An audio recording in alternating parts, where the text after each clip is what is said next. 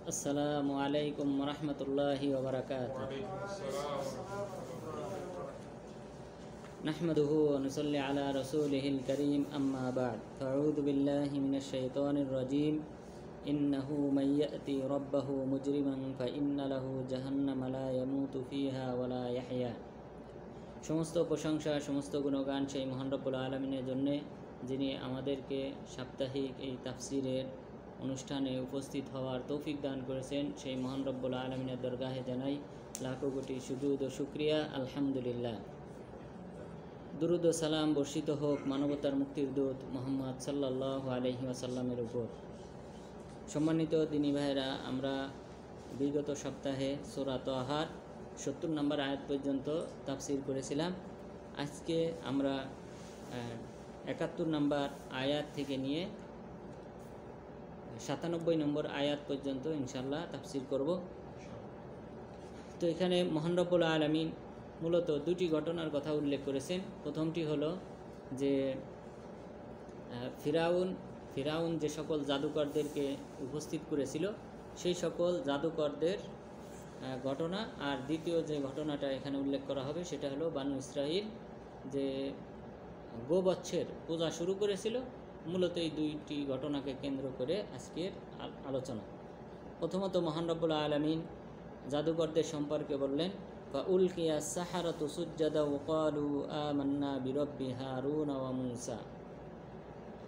জাদুকররা যখন দেখলো যে মূসা আলাইহিস সালামের লাঠিটি সাপে পরিণত হলো এবং সাপটি সমস্ত সাপ যে সকল লাঠি এবং রশি নিক্ষেপ করার মাধ্যমে সাপে পরিণত হয়েছিল সেই সকল লাঠি এবং সাপকে গিলে ফেলল। এই গিলে ফেলা দেখে যেহেতু জাদুকর, তারা বুঝতে পারলো যে নিশ্চয়ই এটা জাদুর মাধ্যমে হয় নাই। যদি জাদুর মাধ্যমে হতো তাহলে আমাদের এই সকল জাদুকে গ্রাস করে ফেলতে পারত না। তো যেহেতু শুধুমাত্র একটি মাত্র সাপ, সেই সাপটি আমাদের সকল সাপকে গিলে ফেলেছে, সুতরাং তারা নিশ্চিতভাবে বুঝতে পারলেন যে নিশ্চয়ই এটা সৃষ্টিকর্তার পক্ষ থেকে মুআজিজা। এটা একমাত্র আল্লাহ তাআলার ক্ষমতা বলে হয়েছে, এটা কোনো জাদু বিদ্যার মাধ্যমে হয়নি। তখন তারা ফাউলকিয়া সাহারাতু সুজ্জাদা, তখন সকল জাদুকর তারা সিজদায় লুটে পড়ল। ক্বালু আমান্না বিরব্বি হারুন ওয়া মূসা, তখন তারা সবাই এক বাক্যে বলল, আমরা হারুন আলাইহিস সালাম এবং মূসা আলাইহিস সালামের রবের উপর ঈমান আনলাম। قال آمنتم له قبل أن آذن لكم إنه لكبيركم الذي علمكم السحر। তখন ফিরাউন বলল, আমি তোমাদেরকে অনুমতি দেওয়ার পূর্বেই তোমরা ঈমান এনেছো। ইন্নাহু লাকাবীরুকুমুল্লাযী আল্লামাকুমুস সিহর, সেই হচ্ছে সবচেয়ে বড় জাদুকর যে তোমাদেরকে জাদুবিদ্যা শিক্ষা দিয়েছে, আর তোমরা হলে তার শাগরেদ, তোমরা হলে ছাত্র, আর মূসা আলাইহিস সালাম হলেন তোমাদের শিক্ষক। ফালা উকাত্তিআন্না আইদিয়াকুম ওয়া আরজুলাকুম মিন খিলাফ, আমি অবশ্যই তোমাদের হস্তপদ বিপরীত দিক থেকে কর্তন করব, তোমাদের হাত এবং পা বিপরীত দিক থেকে কেটে ফেলব। অর্থাৎ প্রথমে যদি ডান হাত কাটি, পরে তোমাদের বাম পা কাটব, এরপর যদি বাম হাত কাটি তাহলে তোমাদের ডান পা কাটব। এইভাবে বিপরীত দিক থেকে তোমাদের অঙ্গহানি করব, হাত পা কেটে ফেলব। ওয়ালা উসাল্লিবান্নাকুম ফি জুযুইন নাখল, এবং এরপর আমি তোমাদেরকে শুলে চড়াবো, খেজুর বৃক্ষের ডগায়, মাথার চূড়ায় আমি তোমাদেরকে শুলে চড়াবো।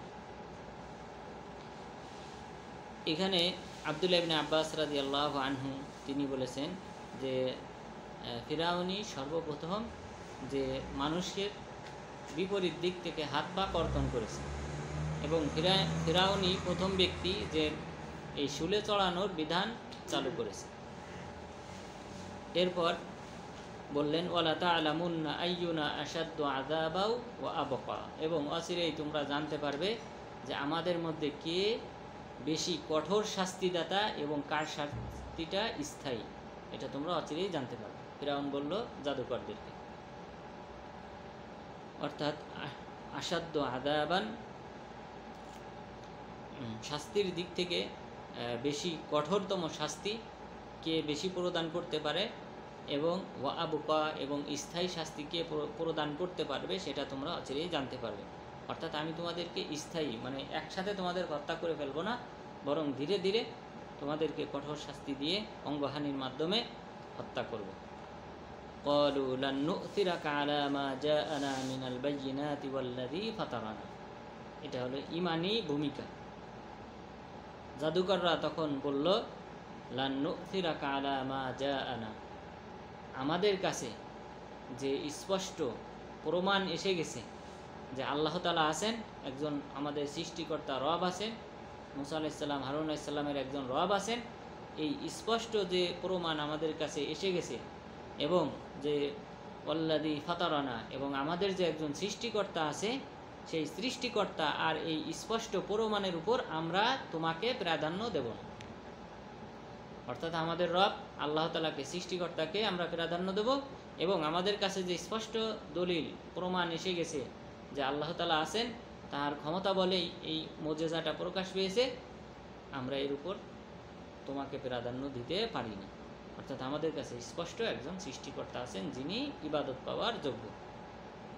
এরপর তারা আরও বললেন, ফাকদি মা আনতা কদ, আপনার যা মন চায় তাই ফয়সালা করুন। ইন্নামা তাকদি হাযিহিল হায়াতাদ দুনিয়া, আপনি তো এই পার্থিব জীবনে ফয়সালা করবেন।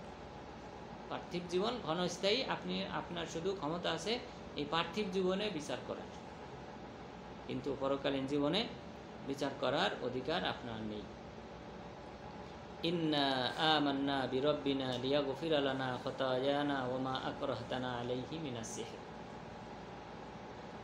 আমরা ঈমান আনলাম আমাদের রবের প্রতি। কেন ঈমান আনলাম? যেন আমাদের রব আমাদের পাপসমূহকে ক্ষমা করে দেন, এবং সেই পাপ ক্ষমা করেন যে পাপটা আমরা অর্জন করেছি জাদুবিদ্যা করার মাধ্যমে, যে জাদুবিদ্যা করতে আপনি বাধ্য করেছেন। ফিরআউনকে বলতেছে যে আপনি আমাদেরকে জাদুবিদ্যা করতে বাধ্য করতেন, এই পাপ এবং আমাদের ব্যক্তিগত যে পাপ আছে এই পাপ যেন আল্লাহ তাআলা আমাদের ক্ষমা করেন, এই জন্য আমরা আমাদের রবের প্রতি ঈমান আনলাম। ওয়াল্লাহু খায়রু ওয়া আবকা, আল্লাহ তাআলা হলেন শ্রেষ্ঠ এবং তিনি হলেন স্থায়ী। আর এই পার্থিব জীবনে তুমি যে শাস্তি দিবে এটা হলো ক্ষণস্থায়ী। ইন্নাহু মাইয়াতি রাব্বাহু মুজরিমান ফাইন্না লাহু জাহান্নামা লা ইয়ামুতু ফিহা ওয়া লা ইয়াহইয়া, জেনে রেখো নিশ্চয় যে ব্যক্তি তার রবের সাক্ষাৎ করবে পাপী হয়ে, অপরাধী হয়ে, নিশ্চয় তার ঠিকানা হলো জাহান্নাম। লা ইয়ামুতু ফিহা ওয়া লা ইয়াহইয়া, সেখানে সে মারাও যাবে না আবার জীবিতও থাকবে না, অর্থাৎ প্রচণ্ড শাস্তির মধ্যে সে বসবাস করবে। লা ইয়ামুতু ফিহা অর্থাৎ তার রূহটা শাস্তির কারণে তার আত্মাটা বেরও হয়ে যাবে না, আবার ওয়ালা ইয়াহইয়া এবং তার আত্মাটা স্থিরও থাকতে পারবে না শাস্তির কারণে, অর্থাৎ প্রচণ্ড শাস্তি দেওয়া হবে জাহান্নামে। তো এই প্রচণ্ড শাস্তি পাওয়ার চেয়ে, এই প্রচণ্ড শাস্তির সম্মুখীন হওয়ার চেয়ে এই ক্ষণস্থায়ী শাস্তির সম্মুখীন হওয়াটা আমাদের জন্য বেশি প্রিয়। এরপর তারা আরও বললেন, ওমাইয়াতিহি মুমিনান ক্বাদ আমিলাস সালিহাত ফাউলাইকা লাহুমুদ দারাজাতুল উলা, আর যে ব্যক্তি তার রবের সাথে সাক্ষাৎ করবে ঈমান আনা অবস্থায় মুমিন হয়ে, সেই ব্যক্তি ক্বাদ আমিলাস সালিহাত, ঈমান আনার পর যদি সে সৎ আমল করে, ফাউলাইকা লাহুমুদ দারাজাতুল উলা, তাদের জন্য রয়েছে সুউচ্চ মহান স্থান, অর্থাৎ জান্নাতের সুউচ্চ স্থান আল্লাহ তাআলা তাদেরকে দান করবেন। তাহলে ঈমানের সাথে সাথে আমল, এটা অবশ্যই জরুরি। অনেকে বলে যে আমার ঈমান ঠিক আছে কিন্তু আমল করে না, নামাজ আদায় করে না, না, তার ঈমান ঠিক নেই। কারণ রাসূল সাল্লাল্লাহু আলাইহি ওয়াসাল্লাম ঈমানের সংজ্ঞায় বলেছেন, ওফদে আব্দুল কায়েস, যখন ওফদে আব্দুল কায়েস বলা হয় একটা গোত্র যারা মদিনাতে রাসূল সাল্লাল্লাহু আলাইহি ওয়াসাল্লামের সাথে সাক্ষাৎ করেন, আর সেই গোত্রের সর্দার ছিলেন আব্দুল কায়েস। তো ওনার দিকে নিসবত করে এদেরকে বলা হতো ওফদে আব্দুল কায়েস, আব্দুল কায়েসের গোত্র। তো এই আব্দুল কায়েস তিনি তাদেরকে রাসূল সাল্লাল্লাহু আলাইহি ওয়াসাল্লাম জিজ্ঞাসা করলেন, আতাদরুনা মাল ঈমান, তোমরা কি জানো ঈমান কাকে বলে? তখন তারা বললেন যে আমরা জানি না। আল্লাহ এবং আল্লাহ রসুল ভালো জানেন। তখন রসুল সাল্লাল্লাহু আলাইহি ওয়াসাল্লাম বললেন, শাহাদাতু আল্লাহ ইলাহা ইল্লাল্লাহ ওয়া আন্না মুহাম্মাদার রাসূলুল্লাহ ওয়া তুকিমুস সালাতা ওয়া তু'তুজ যাকাতা ওয়া তাহুজ্জাল বাইত ইন ইসতাতাতুম। যে ঈমান বলা হয় যে তোমরা সাক্ষ্য দিবে প্রথমে আল্লাহ ব্যতীত সত্য কোনো মাবুদ নেই, আর রসুল সাল্লাল্লাহু আলাইহি ওয়াসাল্লাম হলেন তার বান্দা এবং রসুল। এরপর তোমরা সালাত আদায় করবে, যাকাত প্রদান করবে, গনিমতের মাল প্রদান করবে। গনিমতের মাল থেকে 5 ভাগের 1 ভাগ তোমরা বাইতুল্লাহ দান করবে, অর্থাৎ যে রাষ্ট্রীয় যে ফান্ড আছে এই ফান্ডে জমা করবে। তো দেখেন এখানে ঈমানের অন্তর্ভুক্ত নামাজ, যাকাত, হজ, তারপর গনিমতের মাল ইত্যাদি, অর্থাৎ আমল। এগুলো তো আমল। আর আকিদা হলো বা ঈমান হলো বিশ্বাসের নাম। ঈমানের 6টি উসুল আছে। আল ঈমানু বিল্লাহ, আল্লাহর প্রতি ঈমান আনয়ন করা। তারপর 2 নম্বরটা কি? মালাইকা, হ্যাঁ 3টি। তারপর রাসূলিহি 4টি। তারপর 5টি। তারপর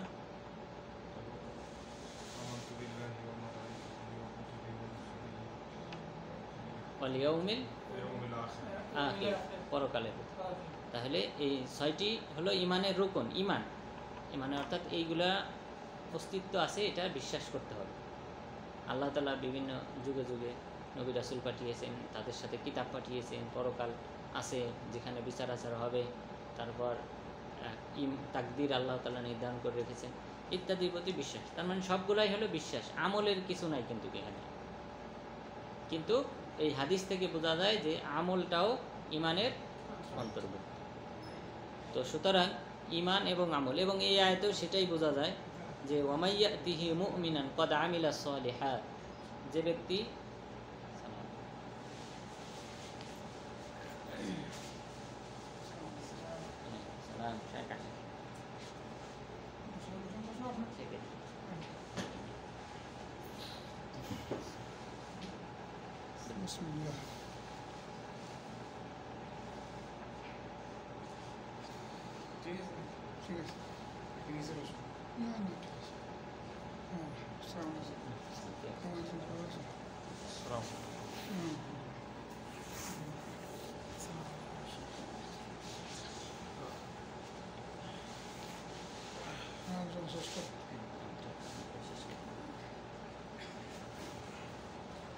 তাহলে ঈমানের সাথে আমল দুইটাই একসাথে আল্লাহ তাআলা উল্লেখ করেছেন।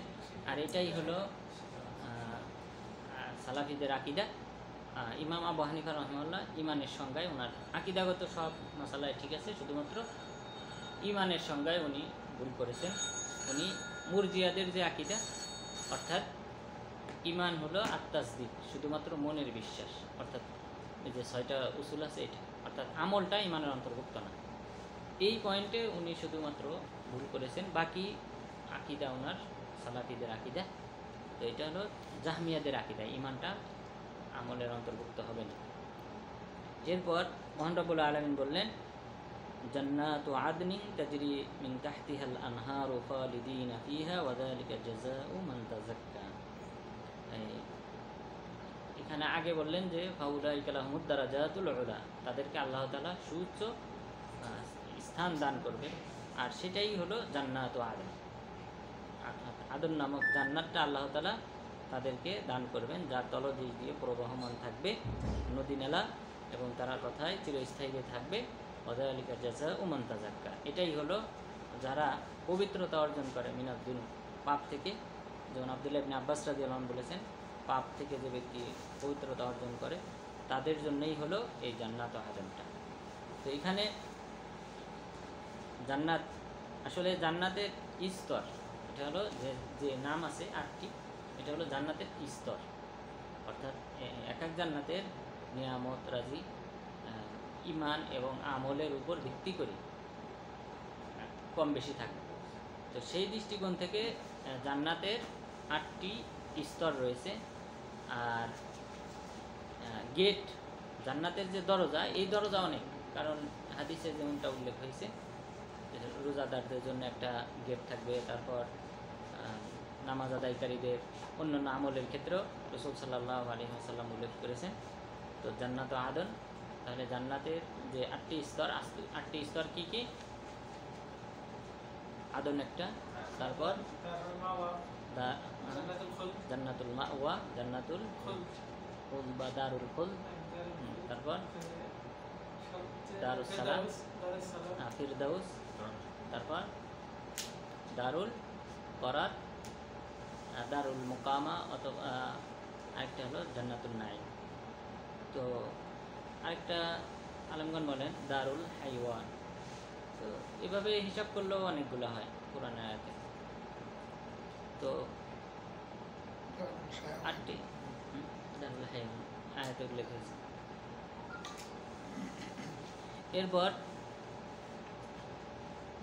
এরপর দ্বিতীয় যে ঘটনা, আজকের আলোচনার দ্বিতীয় যে ঘটনা, অর্থাৎ মুসা আলাইহিসসালামকে আল্লাহ তাআলা 30 দিনের প্রতিশ্রুতি দিয়েছিলেন, তুর পর্বতে ডেকেছিলেন। তো এরপর উদ্দেশ্য ছিল তাকে তাওরাত প্রদান করা হবে এই সময়টাতে, এবং বানি ইসরাইলদেরকেও ডেকেছিলেন। কিন্তু মুসা আলাইহিসসালাম আগেই চলে যান। আগে চলে যাওয়ার পর এরপর বানি ইসরাইলদেরকে আল্লাহ তাআলা একটা ফিতনায় ফেলান। তারা মূর্তির পূজা, গোবৎসের পূজা শুরু করে। এই ঘটনাটা, দ্বিতীয় ঘটনাটা এখানে শুরু হবে।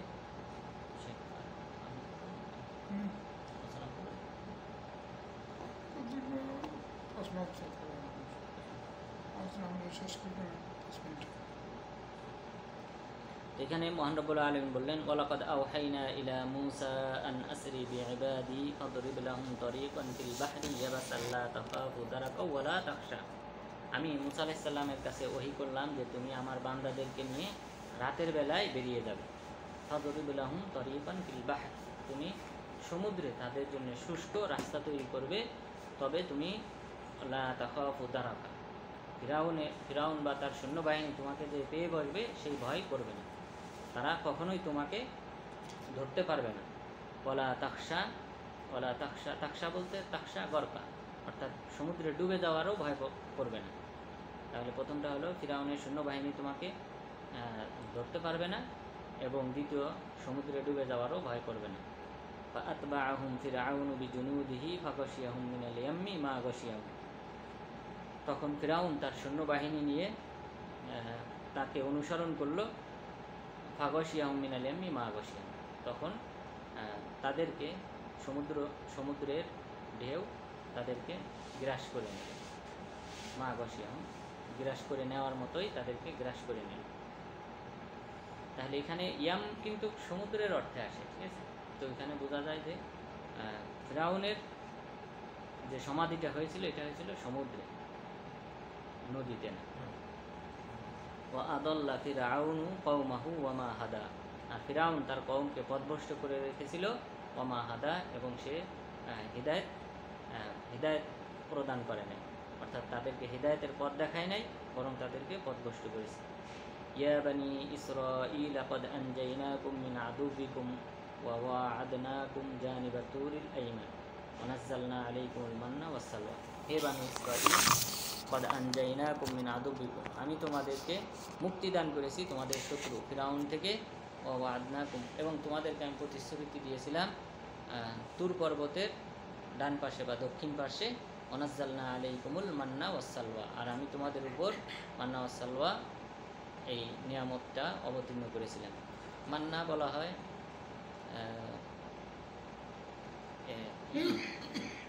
একটা পাখি, যেটা কোয়েল পাখির মতো এরকম একটা পাখি। আর সালোয়া বলা হয় হলো একটা তথা জাউ জাতীয় একটা খাবার আর কি, নরম জাতীয় একটা খাবার।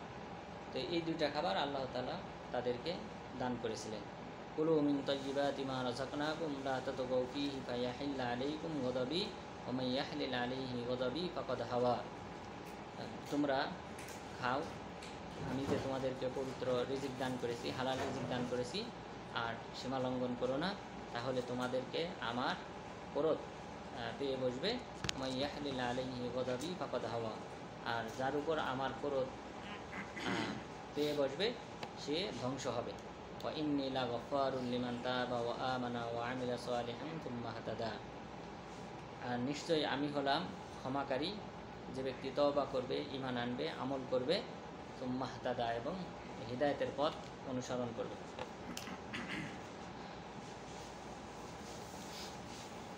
তো আজকে এই পর্যন্তই, 82 নম্বর আয়াত পর্যন্তই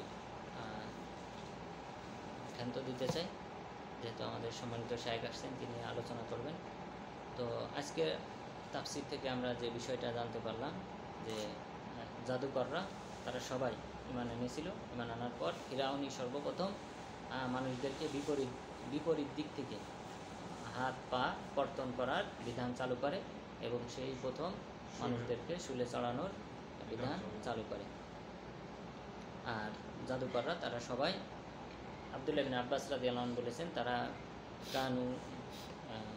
কানু সাহারাতান ফি আওয়ালিন নাহার ওয়া কানু শুহাদা ফি আখিরিন নাহার, যে এই জাদুকররা দিনের প্রথম ভাগে জাদুকর ছিল আর সন্ধ্যা ভাগে এসে তারা শহীদে পরিণত হয়।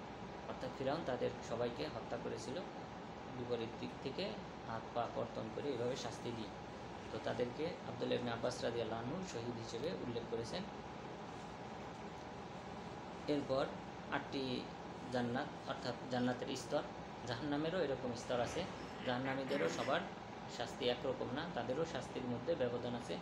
এখানেও স্তর রয়েছে 7টি স্তর, আর জান্নাতের 8টি স্তর রয়েছে। আর এখানে নামগুলি আমরা উল্লেখ করেছি। তো আল্লাহ তাআলা যেন আমাদের সবাইকে এই পবিত্র কোরআন শিক্ষা করে, পবিত্র কোরআনে যে সকল বিধিবিধান উল্লেখ করা হয়েছে সেই সকল বিধিবিধান জেনে সেই অনুযায়ী আমল করার মাধ্যমে ইহকালীন পরকালীন সফলতা অর্জন করার তৌফিক দান করেন। আমিন। ওয়া আখিরু দাওয়ানা আলহামদুলিল্লাহি রাব্বিল আলামিন।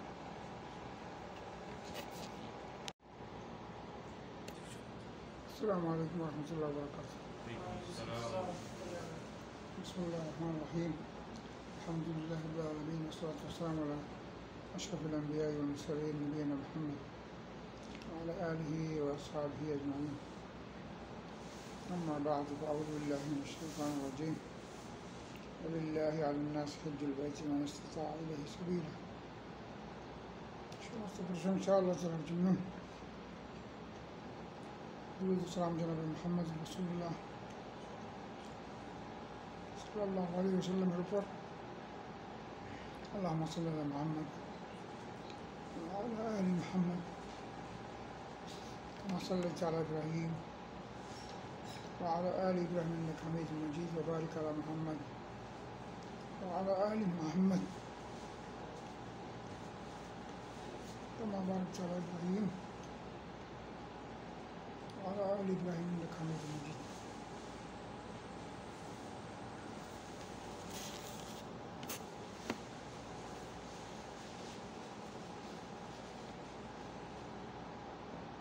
সম্মানিত ভাইরা, আমরা জিলহজ মাসের প্রথম দিনে প্রবেশ করেছি।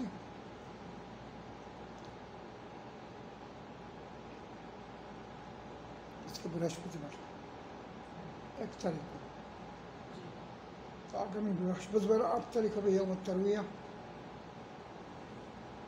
শুক্রবার হবে আরাফা, আর শনিবার হবে ঈদ ইয়ামুল হজ্জুল আকবার।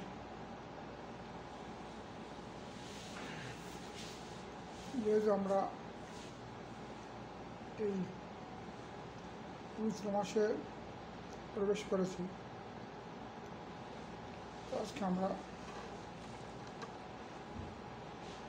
জানার জন্য, আমলের জন্য, জানানোর জন্য, দাওয়াতের জন্য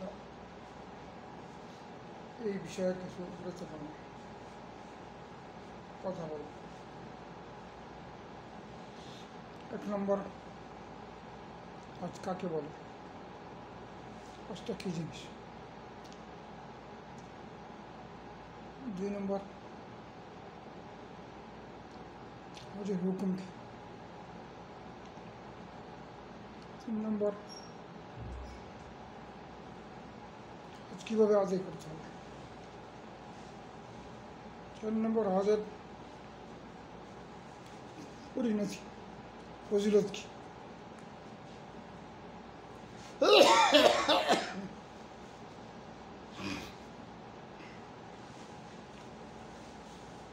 চার নম্বর যে বিধান সেটা হচ্ছে যে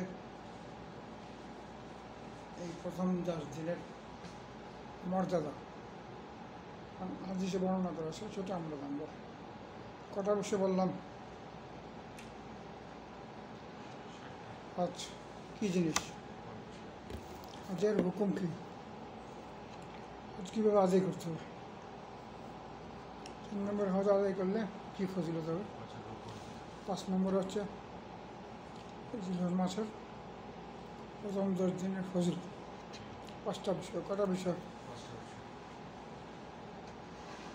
আমরা জানি সব, সেগুলো আবার মনে করার জন্য। আল্লাহ বলতেছে ওয়াযাক্কির ফাইন্না যিকরা তানফাউল মুমিনিন, তোমরা একে অপরকে স্মরণ করা যাও, এটা উপকার আসে মুমিনদের। এখন যদি প্রশ্ন করা হজটা কী জিনিস, কী বলবো? আল্লাহর একটা বিধান যা মুসলমানদের জন্য ফরজ। শরীয়ত সম্মত, মানে শরীয়তের পরিচয়। হজটা কী জিনিস আমরা এইভাবে বলবো, হজটা একটা ইবাদত। হজটা একটা ইবাদত যা কোরআন হাদিসের নির্দেশনায় নির্দিষ্ট সময়ে, নির্দিষ্ট স্থানে, নির্দিষ্ট পদ্ধতিতে আদায় করতে হবে। ঠিক আছে? তো নির্দিষ্ট সময়, সময় মানে সব। 1 নম্বর হচ্ছে এটা একটা ইবাদত যা নির্দিষ্ট সময়ে, নির্দিষ্ট স্থানে, নির্দিষ্ট পদ্ধতিতে আদায় করতে হয়। 1 নম্বরের বিষয় চলে গেল। 2 নম্বর বিষয় আসলো, এটা হুকুম কি? এটা হুকুম হচ্ছে, এটা ইসলামের 5টা স্তম্ভের একটা স্তম্ভ। ইসলামের 5টা স্তম্ভের একটা স্তম্ভ। ফরজ, জীবনে একবার মানুষের উপর কি ফরজ, বেশি করাটা এটা নফল। তাহলে আমাদের এই জিনিসটা প্রত্যেক মুসলমানের জানা দরকার। যাকে আল্লাহ তাআলা সমর্থ দিছে, আল্লাহ তাআলা বলছে ওয়ালিল্লাহি আলান নাসি হিজ্জুল বাইতি মান ইসতাতা ইলাইহি সাবিলা। যাকে আল্লাহ তৌফিক দিয়েছে সে যেন হজ ব্রত পালন করা যায়। তাহলে ইসলামের 5টা স্তম্ভের একটা গুরুত্বপূর্ণ স্তম্ভ। এই জিনিসটা আমাদের খেয়াল রাখতে হবে। তো এটা অবশ্যই যার সমর্থ থাকবে তাকে আদায় করতে হবে। যদি সে না আদায় করে তাহলে অনেক বড় পাপ কার্য হবে, তার জন্য শাস্তি কবিরা গুনাহ। 3 নম্বর, এটা কীভাবে আদায় করতে হবে, এটা কোরআন হাদিসের নির্দেশনা আসছে। যেটা আমরা বললাম পরিচয়, নির্দিষ্ট সময়ে, নির্দিষ্ট স্থানে, নির্দিষ্ট পদ্ধতি। নির্দিষ্ট সময় অর্থ হচ্ছে জিলহজ মাসের আদায় করতে হবে। জিলহজ মাস হজটা শুরু হয়, আসল হজ শুরু হয় 8 তারিখ থেকে নিয়ে, ইয়মুত তারউইয়া বলে। 8 তারিখ থেকে নিয়ে শুরু করে 13 তারিখ পর্যন্ত মূল হজ। এই সময়ের মধ্যে আপনাকে হজ করতে হবে। নির্দিষ্ট স্থানে মানে আপনাকে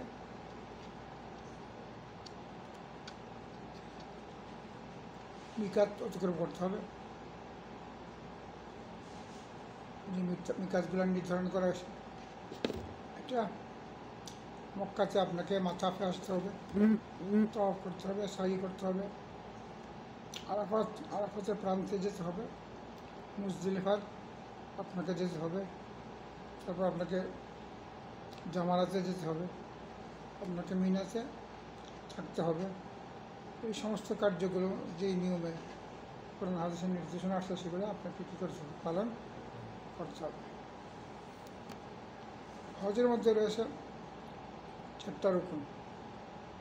4টে রুকুন বাদ করলে হজ হবে না। 1 নম্বরে এহরাম বাঁধা, মিকাত থেকে। মিকাত থেকে বাঁধা এটি হলো ওয়াজিব, কিন্তু এহরাম বাঁধাটা হচ্ছে রুকুন। এহরাম ছাড়া আপনার হজ হবে না। 2 নম্বর আরাফাতে অবস্থান করা। কোথায় অবস্থান করা? আরাফাতে অবস্থান করা। 3 নম্বর আপনাকে তাওয়াফ করা। 4 নম্বর সাহি করা।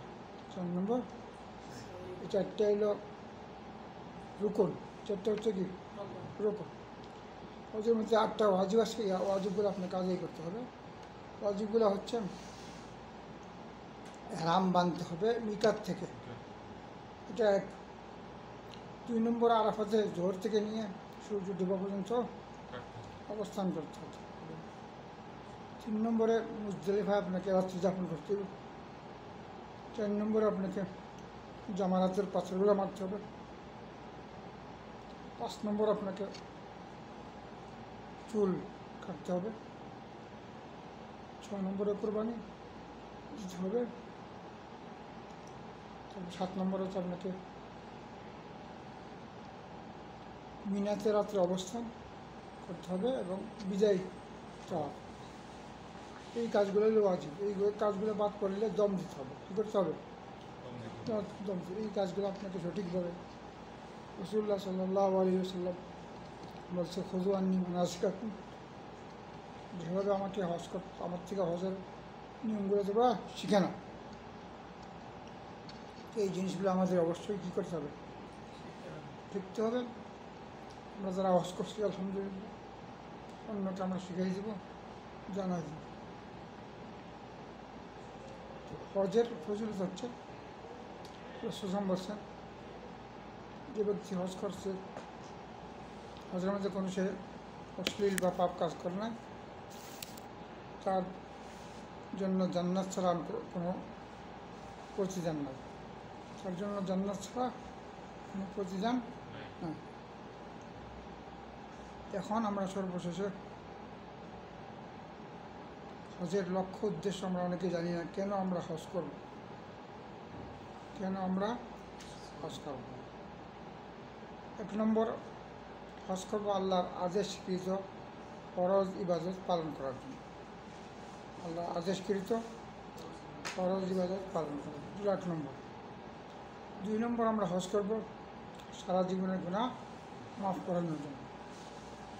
3 নম্বর, আমরা হজ করব জান্নাত হাসিল করার জন্য। কী করার জন্য? 4 নম্বর, আমরা হজ করব আল্লাহর তৌহিদের নিদর্শন দেখার জন্য। আপনি যখন হজ করেন, লাব্বাইক আল্লাহুম্মা লাব্বাইক বলেন, কাবা ঘর দেখেন, মাকামে ইব্রাহিম দেখেন, সাফা মারওয়া দেখেন, সবগুলোই হয় তৌহিদের নিদর্শন। কিসের নিদর্শন?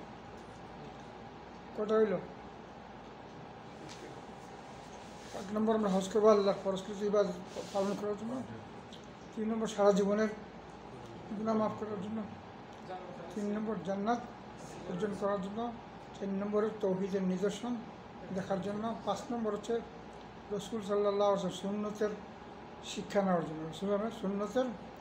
রাসূলের সুন্নতের বাইরে যদি কেউ হজ করে, হজ তা হবে না। তাহলে এখানে সুন্নতের শিক্ষা দেওয়া হচ্ছে সমস্ত পৃথিবীর মানুষকে। তোমরা ওইভাবে হজ করবে, একই নিয়মে, একই পদ্ধতিতে, যেভাবে রাসূল আমাদেরকে হজ করতে আদেশ করেছেন এবং উনি করেছেন। 6 নম্বর হচ্ছে সমস্ত পৃথিবীর বিভিন্ন দেশের মানুষের সাথে পরিচিতি হওয়ার জন্য। কী হওয়ার জন্য? পরিচিতি হওয়ার জন্য, তাদের খবরাখবর নেওয়ার জন্য। পৃথিবীর মুসলমানদের, সমস্ত মুসলমানরা ভাই ভাই, কোনো ভেদাভেদ নেই। এটা হচ্ছে কত নম্বর? 6 নম্বর। 7 নম্বর হচ্ছে আল্লাহর আহ্বানকৃত বিশ্ব সমাবেশে হাজির হয়ে কিয়ামতের সমাবেশের কথা স্মরণ করার জন্য। আল্লাহ রাব্বুল আলামিনের আহ্বানকৃত পৃথিবীতে বিশ্ব সমাবেশ হাজির হয়ে স্মরণ করার জন্য। কিসের? পরকালের সমাবেশের কথা স্মরণ করা তো সেদিন আমাদের কী পরিণতি হবে। 7টা লক্ষ্য উদ্দেশ্য নিয়ে আমরা হজ করব। সর্বশেষে পবিত্র কোরআনে বলা হচ্ছে ওয়াল ফাজর ওয়াল লায়ালিন আশর, এই প্রথম 10 দিনের এত ফজিলত। হাদিসে আছে যে রাসূল সাল্লাল্লাহু আলাইহি বলছেন যে এমন ফজিলত যে এর মতো সম পর্যায়ের ফজিলত আর নয়। সে যে আল্লাহ রাস্তায় জিহাদ করাটা এটার থেকে আর বেশি ফজিলত। শুধুমাত্র কোনো ব্যক্তি যদি আল্লাহ রাস্তায় গিয়ে সে ধন সম্পদ সব নিয়ে তার ফিরত না আসে, তখন সে উপরে উঠবে। তাহলে এই 10 দিনে রোজা রাখাটা, দান খারাজ করা, আত্মীয় স্বজনের সাথে যোগাযোগ করা, যত ধরনের নেক আমল করাটা আল্লাহর কাছে অনেক প্রিয়। বিশেষ করে তাকবীর, তাহমিদ, আল্লাহর মহত্ব, শ্রেষ্ঠত্ব, আল্লাহর পবিত্রতা এগুলো বর্ণনা করা। তো হাদিসে আছে যে সাহাবারা জিলহজ মাসের 1 তারিখ থেকে 2ভাবে এই জিকির করতেন। একটা হচ্ছে সমস্তগতভাবে কোনো নিয়ম ছাড়া, সেটা হচ্ছে আল্লাহু আকবার, আল্লাহু আকবার, লা ইলাহা ইল্লাল্লাহ, আল্লাহু আকবার, আল্লাহু আকবার ওয়া লিল্লাহিল হামদ। উঠতে বসতে চলতে ফিরতে বাজারে এইভাবে করতে থাকতেন।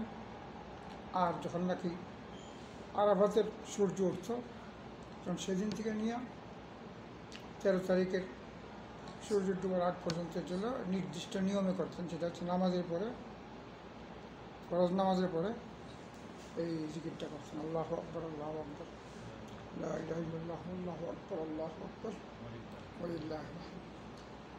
তো আলহামদুলিল্লাহ, আমরা আজকে এই বৈঠকে এই দার্সের মাধ্যমে হজের বিস্তারিত বিধান জানলাম। হজ কাকে বলে, হজের হুকুম কী, হজ কীভাবে করতে হয়, হজের ফজিলত কী, এবং হজের উদ্দেশ্য কী, কেন আমরা হজ করবো, এবং সর্বশেষে এই প্রথম 10 দিনের ফজিলত। আল্লাহ আমাদেরকে এই কথাগুলো মনে রেখে আমল করার, দাওয়াত দেওয়া, সবাইকে বোঝানো এই তৌফিক দান করুন। সাল্লাল্লাহু আলাইহি ওয়া সাল্লাম আলা নবিয়িনা মুহাম্মদ ওয়া আলা আলিহি ওয়া আসহাবিহি আজমাইন। প্রশ্ন থাকলে করতে পারেন। স্যার, 2 ভাগে কি এই এক গরুকে 2 অর্ধেক কোরবানি দেওয়া যায়? এক গরুকে মানে অর্ধেক কোরবানি দেওয়া যাবে না? অর্ধেক কোরবানি চলবে না। আমরা অনেকজন ইখতিলাফ হয়, কিন্তু আসলে এটা একটা গরু মানে 7টা ছাগল, একটা উট মানে 7টা ছাগল। যদি দুইজনে করে তাহলে একজনে 4 ভাগ নেবে, আরেকজন 3 ভাগ নেবে। মানে একজনে 4টা ছাগল নেবে, আরেকজন 3টা। কিন্তু আপনি 3.5টা নিলেন, 3.5টা নিলেন, তাহলে একটা ছাগলটা দুইজনে করলেন। তো একটা ছাগলটা দুজনে করলে হজ মানে কোরবানি হবে না। বুঝা গেল? আদান